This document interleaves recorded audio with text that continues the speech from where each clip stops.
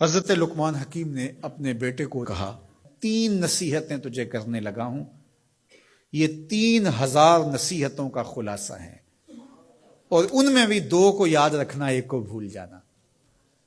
تو بیٹا ہمہ تنگوش ہو گیا، تو حضرت لقمان بولے جو نیکی کی ہے اس کو بھول جانا، جو نیکی کی ہے اس کو بھول جانا، اور موت کو اور اپنے رب کو یاد رکھنا۔ یہ میری ساری نصیحتوں کا خلاصہ ہے۔ جو نیکی کی ہے وہ بھول جانا، چاہے وہ کسی شخص کے ساتھ کی ہے، چاہے وہ نیکی عبادت کی صورت میں ہے، چاہے وہ ریاضت کی شکل میں ہے، خدمت انسانی ہے، کسی رشتہ دار کے ساتھ نیکی کی ہے، تو کہا بھول جانا جس طرح کی ہوئی نہیں ہے۔ حضرت معاذ بن جبل رضی اللہ تعالیٰ عنہ حضور کے روضہ انور کے سامنے بیٹھ کے رو رہے تھے۔ حضرت عمر گزرے تو پوچھا اے معاذ کیوں رو رہے ہو؟ کہا صاحب مزار کا ایک فرمان یاد آیا جس نے رلا دیا۔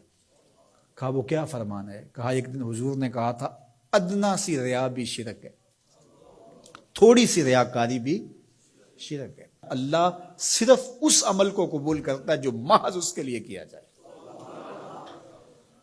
تو نیکی خالص اللہ کے لیے کریں گے تو قابل قبول ہے۔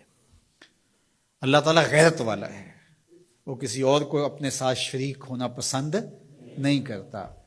تو جب بھی نیکی کرو، یہ ثلث دین ہے، انما الاعمال بالنیات۔ اس حدیث کو علماء نے کہا ہے تیسرا حصہ دین کا اس میں ہے کہ اعمال کا دار و مدار نیتوں پہ ہے۔ نیت کا خالص ہونا شرط ہے، ورنہ محنت بھی کی، سجدے بھی کیے، خیراتیں بھی کی، سب کچھ کیا، لیکن نامہ اعمال میں 0 کو ہوگا۔ کیتی کتری پئی کھو محمد تے سکہ بنیا زردہ۔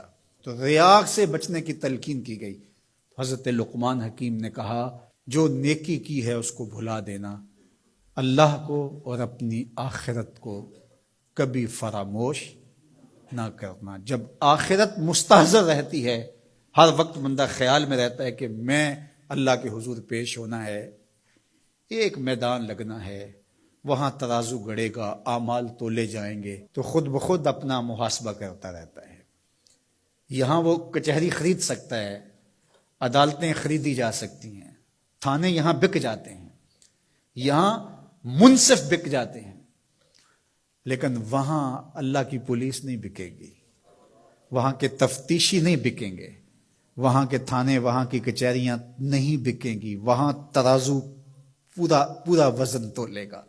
یوم تبلی السرائر فما له من قوت ولا ناصر۔ فرما جس دن راز کھول دیے جائیں گے، کوئی کسی کی مدد نہیں کر پائے گا، اور نہ کوئی طاقت سے اپنے عیب کھلنے سے روک سکے گا۔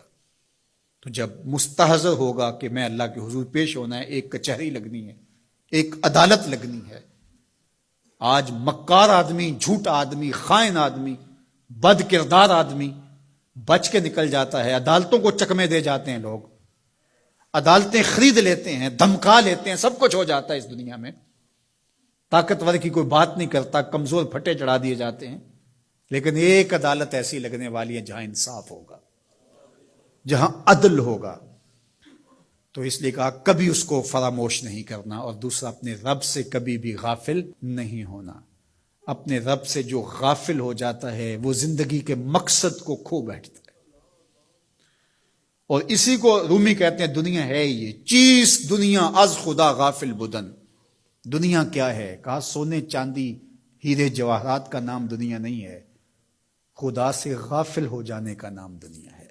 تو اس لیے اللہ کے ذکر سے، اس کی یاد سے، اس سے کبھی بھی غافل نہیں ہونا چاہیے۔ اور اگر کوئی اس سے غافل ہو گیا تو سن لو وَلَا تَكُونُوا كَالَّذِينَ نَسُوا اللَّهَ فَأَنسَاهُمْ أَنفُسَهُمْ أُولَٰئِكَ هُمُ الْفَاسِقُونَ۔ کہا ان لوگوں کی طرح نہ ہو جانا جو خدا سے غافل ہو گئے۔ تو جب وہ خدا سے غافل ہو گئے، اللہ نے انہیں ان کی ذاتوں سے بے خبر کر دیا۔